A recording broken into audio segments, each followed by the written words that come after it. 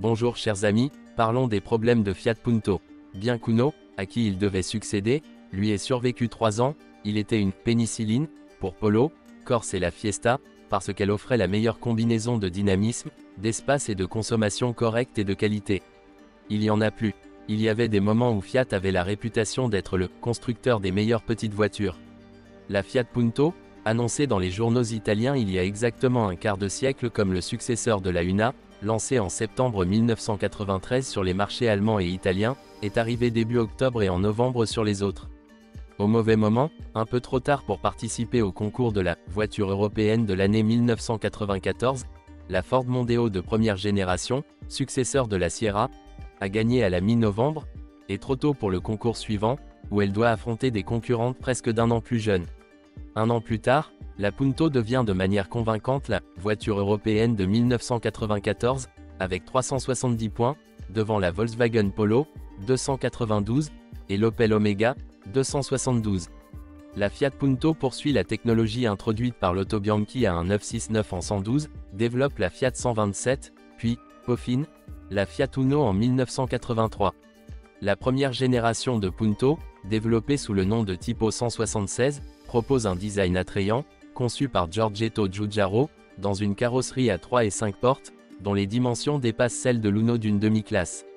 Avec une longueur de 3760, une largeur de 1625 et une hauteur de 1450 mm, elle est 115 plus longue, 76 plus large et 45 mm plus haute. L'empattement a été augmenté de 88 mm pour atteindre 2450. Français. Le prix de la Punto première génération montre à quel point elle a dépassé la Volkswagen Golfi de 1974, nominalement plus grande pour la catégorie. Le modèle de base, 55S, était propulsé par un moteur Fire d'un volume de 1108 cm3 et de 55 chevaux à 5500 min. Grâce à l'excellent aérodynamisme, 0,35, et à la transmission à 5 vitesses, alors pour la classe inférieure, et à un poids modéré de 842 chevaux, il a atteint des performances correctes, 16,2 S, 155 km/h, avec une consommation moyenne de 6,2 litres. L'offre initiale comprenait les modèles 75, avec 1242 cm3 et 73 chevaux, le turbodiesel Atria LTD 70 avec 1688 cm3 et 71 chevaux. Il pouvait atteindre 163 km/h, accélérant à 14,8 km/h à 6,4 km/h avec une consommation moyenne de XNUMX litres. L'empattement de 245 cm offrait un confort décent à l'arrière, et le coefficient de traînée aérodynamique, 0,35, était exemplaire pour cette époque et la petite voiture. La gamme essence s'enrichit de modèles de 1242 cm3 et de 58 et 60 chevaux, de 85 16 volts de 88 chevaux du même 1242, qui accélérait de 0 à 11,4 km/h en 175 et atteignait 90 km/h. Cette motorisation était déjà disponible en version cabriolet.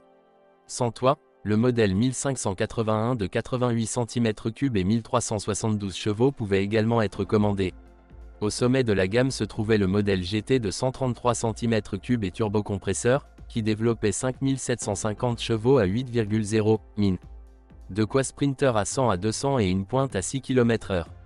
La Punto était la première absolue de sa catégorie et l'une des premières à proposer une boîte de vitesse Punto à 6 rapports et une version à transmission automatique continue, CVT.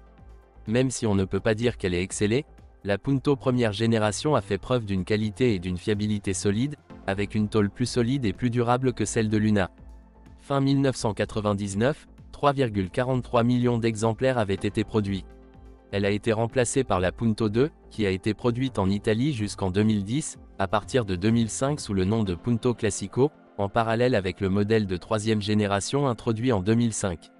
La première Punto, non seulement en raison du titre de voiture européenne de 1996, était la meilleure de sa catégorie. On se souviendra également du malheureux logo Fiat à 5 barres, qui était un bref épisode des années 1990.